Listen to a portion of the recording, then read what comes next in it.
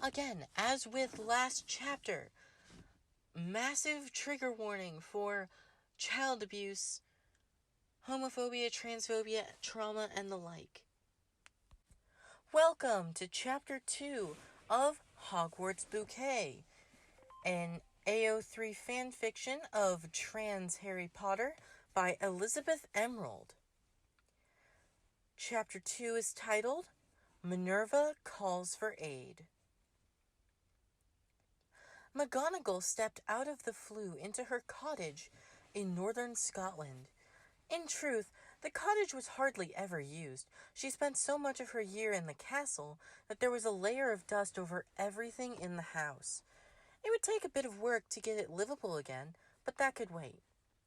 She looked down at the boy she had taken. She had, in possibly the greatest way she could, gone directly against the wishes of Dumbledore. The act of rebellion made her knees feel weak, but Albus be damned, she wouldn't allow a child to be abused like that. Harry's eyes were wide, still recovering from the flu journey. Still, he wasn't as terrified as she would have assumed. Maybe he thought this was all a dream, to disappear the next time he awoke. Minerva carefully knelt down to his level, mindful of his flinch. "Harry, I think your arm is broken," Minerva said softly. "I'd like to summon someone who can help with that. Is that okay?" "Like a doctor?" Harry asked, wariness in every word. "Dudley never likes going to the doctor." "Harry, have you ever gone to the doctor?" When he shook his head, it took every ounce of her self-control to not fly off the handle completely. As soon as he was safe, and she had a moment, she would unleash her rage, but the last thing she wanted was for him to be scared of her right now. "Well, yes, she is a little like a doctor. She's a witch like me who works at Hogwarts, the same school I teach at. I trust her completely." Harry still hesitated, but finally nodded. Minerva waved her wand, creating a Patronus and sending it off. Again, he watched her cast the spell. "Will I learn how to do that?" "I dare say you will," McGonagall said with a smile. "Would you like to see some really useful magic?" He nodded his head, some of his wariness gone. This at least was uncomplicated. Minerva knew how those who had grown up without magic viewed even the simplest of spells that magical households often overlooked. She stood, gently ushering him back before whipping her wand through the air. The spells she cast were for the most part first year or lower. Harry would learn them as soon as he had the basics of wand work down. The dust in the room whipped up into a miniature storm, the covers on the furniture flying off, folding themselves, and disappearing into a closet in the hall. The windows and curtains opened, and light and fresh air flooded in. Minerva glanced at Harry and saw that he was properly impressed by her display. Sure, she had been slightly more showy than she really needed to, but he was a 10-year-old boy who had been abused for the past 9. He deserved a bit of a show. "That will make things much easier when I clean up later," Harry said. At first she thought about his cleaning as an adult, but then she realized he was expecting to be cleaning her house. He thought she had saved him so that he could be her servant. She was struck by that thought. It would take a lot of work to try and get that mentality out of his head. Before she could even figure out where to begin, providing either comfort or reassurance, the fireplace suddenly flared to life with emerald flames. Harry quickly stepped away from the fire, fear on his face. McGonagall swept in front of him, her wand raised, shielding him from the intruder with her body. If Albus had already found she had taken Harry, he was about to be in for the fight of his life. Instead of Dumbledore's bearded face with his slightly crooked nose, out of the fireplace spilled Poppy Pomfrey. She had a bag in her hand and another floating next to her. "Minerva, I came as soon as I could." McGonagall raised her hand, forestalling anything further from the school nurse. Instead, she turned to Harry, trying to stay slow and careful so she didn't startle him and provoke another panic attack. "Harry, remember how I said I would send for someone to see to your injuries?" She crouched down to his level, and she noticed Poppy immediately settle into her professional mode that she wore whenever she interacted with an ill or injured student. "This is Poppy Pomfrey. She and I are very close. She takes excellent care of all the students at Hogwarts." Harry looked nervous and certainly defensive, like Poppy might attack him at any point. Still, he tried to give her a small smile. Poppy, following Minerva's lead, moved slowly and carefully to his side.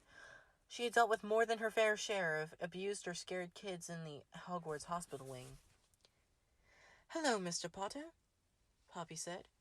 "Would you be able to come up and take a seat?" Harry nodded and sat down, though he still kept a wary eye on her and on his surroundings. Minerva watched for a few seconds, noting how careful Poppy was acting, ensuring she had consent for every step of the evaluation, as well as explaining everything she was doing. She smiled to herself. Poppy had maintained her position as one of the best schools in Wizarding Britain for a reason. She had an unmatched skill with working with children. McGonagall allowed Poppy to do her work, knowing that if she needed help she would ask, and knowing that she would have to explain Harry's injuries and presence to her sooner rather than later. But for now, she had her own work to do. The first thing she did was seal her fireplace, closing the flue connection. Now that Poppy was here, she didn't want any other unexpected guests. She stepped outside the cottage to cast the most powerful wards on her small property that she could. Harry was away from his relatives. For now he was safe, at least from them. However, he was still one of the most famous faces in the wizarding world, and she had rescued him out from under Albus's crooked nose. There was likely to be a stir, and if word got out, it could attract the attention of all kinds of Death Eaters. So she set as many protective wards around her garden and over her cottage as she could. She would talk to Poppy about possibly casting the Fidelius charm as well. Once the initial wards were set, she returned to the interior. Poppy had Harry's shirt off, sitting on the tabletop as she continued her examination. Minerva grimaced as she could see more scars crisscrossing the boy's back. His uncle's belt, perhaps? Poppy shot her an equally grim look before she continued. She had a variety of potions set out and a sling to keep his arm immobilized while she healed it. Minerva swept by, forcing herself to give Harry a small smile before she moved into the kitchen. She kept her movements more reserved, no longer trying to put on a show for Harry. Now, she was all about efficiency. She needed to get this house back into a livable condition as quickly as possible if it was to be her and Harry's home, at least for the short term. Once the kitchen was clean, she set the pots and pans to cooking a light meal. She could see all of Harry's ribs when he had his shirt off. The poor boy was certainly malnourished. He would need to eat a lot if he was going to regain a healthy weight, but if she made anything too heavy for him, he might get sick. When she was out of sight of her newest charge, she let her fury loose on the back bedrooms. If the dust were sentient, it would have screamed in terror. She cleaned the guest room that hardly ever saw any guest with a wild abandon. Soon every surface was polished to an almost shine. She transfigured some of the clothes that had been left in the room until it looked like it would fit Harry. Even with her spells, it would probably be too big on him, but she could fix it more later once Harry trusted her. Finally, with the last of the rooms cleaned, she returned to where Poppy and Harry were sitting. He had his shirt back on. His cousin's hand-me-down shirt, she surmised, considering the size. His arm was in a sling. Minerva knew Poppy was brilliant at healing broken bones. It would be good as new in a few hours. The rest of his injuries, however, may take a little longer. Minerva sat in one of the other chairs at the table. Poppy was in the middle of explaining what a nutrient potion was.